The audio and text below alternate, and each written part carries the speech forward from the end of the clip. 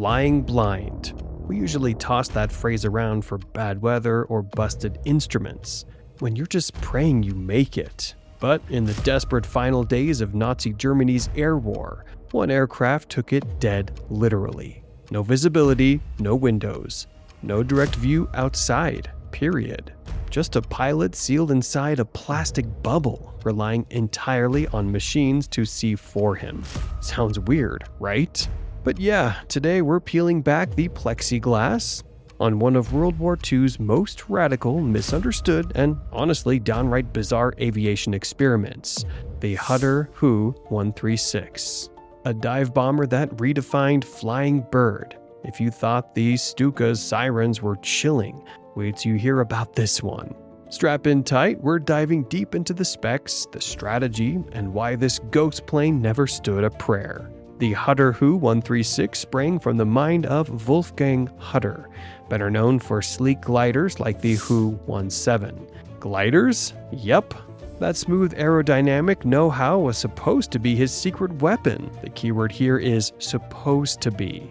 Germany commissioned this beast around mid-1944.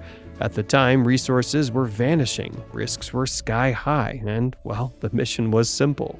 Build a single-seat precision dive bomber, sneaky enough to slip past Allied fighters and smash hardened targets. Bridges, warships, factories, and basically anything guarded by flak guns. But how do you build an advanced attack plane when all your metal's gone? Simple. You build it out of wood. Manufactured by Hütter, a glider company suddenly building warplanes. The Hü 136 was a low-wing monoplane with a conventional tail, made mostly of wood, saved aluminum, and insane glider building skills. But here's the kicker, despite the resource bottleneck, it had retractable tricycle landing gear. Super rare on a wooden plane, especially that late in the war. The main gear tucked inward, the nose wheel folded backward. Sleek? Absolutely. Advanced? For sure. But that was just the start of its strangeness. No canopy, no windscreen, no side windows. Zip, nothing. It sounds like a plane from a cartoon, but it wasn't.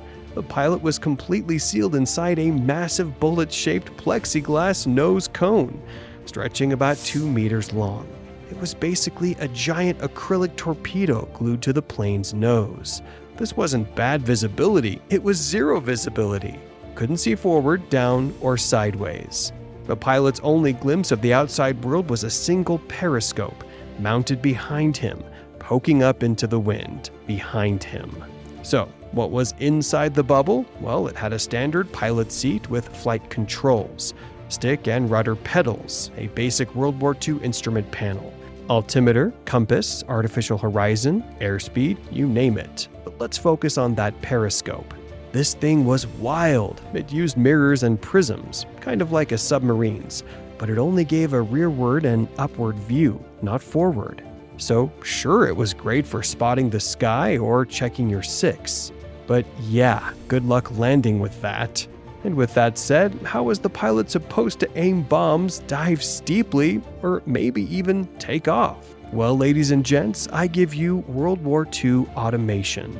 Shocking to most of us today, the Hü 136 packed a Patton PDS automatic bomb sight, a gyro-stabilized targeting system hooked straight to a sophisticated autopilot. The idea was wild. Basically, the pilot gets near the target, flips a switch, and just watches. The autopilot takes over, dives, aims using the bomb sight's gyros, drops the bomb at the perfect moment, and pulls up. Hands off completely. The pilot was essentially just a passenger with extra steps. Think of it as a 1940s fire and forget for a dive bomber. Crazy audacious. If only it had actually worked, but we'll get into that soon. For now, let's look at the weapons it carried. Before we dive deeper into this aviation fever dream, smash that like button if you're already thinking this is absolutely insane.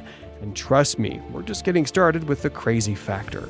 Now, despite being basically a flying coffin, the Hü 136 wasn't messing around when it came to firepower. This bad boy packed two 20mm MG 151-20 cannons in the wing roots, and one 500-kilogram bomb tucked in a semi-recessed belly bay. This might not seem like much, but that's enough to ruin someone's entire day. If we're being honest, that's a solid loadout for a dive bomber, not built for dogfights, but definitely enough to wreck a bridge or turn a ship into scrap metal. But here's where things go from interesting to, oh no, what have we done? Remember how I said this had the chance to be the most insane German engineering ever? Well, apparently they forgot to engineer a decent engine. They basically just slapped on an Argus AS10C3, a modest 240 horsepower air-cooled inverted V8. To put that in perspective, this engine was usually found in trainer aircraft like the Buckaroo 181 trainers. They basically put a Honda Civic engine in what was supposed to be a combat aircraft. This poor little engine had to haul around that heavy plexiglass nose, a bomb, landing gear, and oh yeah, keep the pilot alive while doing combat maneuvers. It spun a two-bladed wooden prop and stood absolutely zero chance of making this work at combat speeds. It's like trying to tow a trailer with a bicycle. Technically possible, but you're going to have a bad time. To give you a better idea, let me hit you with some numbers that'll make you go, yikes. The Hü 136 maxed out at about 290 kilometers per hour. That's roughly 180 miles per hour. Meanwhile, Allied fighters like the P-51 Mustang were cruising past at over 400 miles per hour. It's not even a fair fight at that point. It's like bringing a skateboard to a motorcycle race. But I'll let the prototype tell you more. So, they built exactly one prototype, the V1. Schempp finished it in early 1945 at Kirchheim Tech, rushing it into test because, the entire Third Reich was basically collapsing around them. The test pilots who flew this thing, they said the airframe was actually stable, thanks to that glider heritage I mentioned earlier. But that sealed cockpit, pure nightmare fuel. You're basically taking off, flying, diving, bombing, and landing entirely on instruments. No visual confirmation of anything. No ability to spot enemy fighters. No way to see if you're about to fly into a mountain. It's like playing a video game with the monitor turned off, except if you lose, you actually die. The pilots had to trust the autopilot for everything. Diving angles, bomb release, pulling out the dive, even basic navigation. One system failure, game over. No second chances. In the end, before they could conduct more tests and probably kill some poor test pilot, an Allied air raid destroyed the prototype. The project got scrapped faster than you can say, "What were we thinking?" And as the Third Reich fell apart, the Hü 136 faded into aviation history as one of the weirdest what-if stories ever. But plot twist, one piece survived. Yep, that iconic plexiglass nose cone from the V1 is actually preserved today by the Smithsonian National Air and Space Museum. It's sitting there at the Garber facility, like a lonely relic of aviation's strangest fever dream. But here's the question: why did it fail? To break down exactly why this flying disaster was doomed from the start, we have to look at 5 fatal flaws that turned this revolutionary idea into a cautionary tale. Flaw number 1, blind by design. It should go without saying that pilots need to see stuff. There is no world where a periscope system can replace actual eyeballs. When you're in combat chaos or performing a high-speed dive, it's like trying to drive a car using only your rearview mirror. Flaw number 2, pathetic power plant. As we've mentioned before, the Argus engine belonged in a flight school, not a frontline combat aircraft. It was fatally underpowered from day one. You can't put a lawnmower engine in a race car and expect to win. Flaw number 3, automation overreach. That autopilot and bomb sight combo was way too ambitious for 1945 technology. Cool in theory, absolutely. Combat ready, about as reliable as a chocolate teapot. Flaw number 4, easy pickings. If we're being honest, this plane was slow, low-flying, and poorly protected. One pass from a Mustang or Spitfire and it's lights out. This thing was basically a flying target with delusions of grandeur. And finally, flaw number 5, too little too late. Like so many late-war Nazi wonder weapons, it arrived when Germany had no time, no resources, and no experienced pilots left to fly it. In the end, it was a desperate gamble to beat G-force disorientation by removing the pilot's eyes and judgment from the equation. Instead of solving the problem, they created something far more dangerous than what they started with.